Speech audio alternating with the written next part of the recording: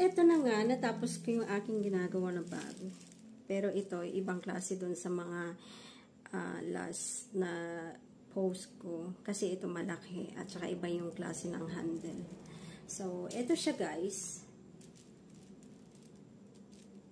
Mas malaki siya, mas malapad. And yung handle niya is ganito siya.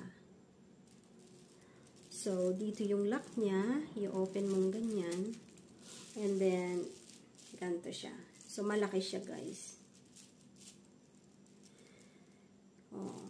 Pero ito kasi, first time ko gumawa. And nakita ko yung result. So, malaki siya. So, I'll give it to my sister na lang. To my eldest sister. Oo. Ganito siya.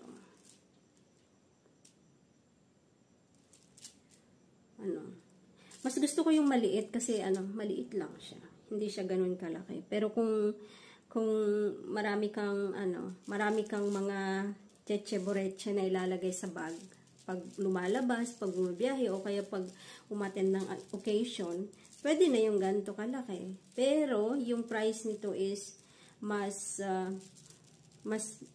mahal. And, sa paggawa nito guys, depende sa klase ng beads na gusto nyo. Oo. So, yun. Thank you guys. Please,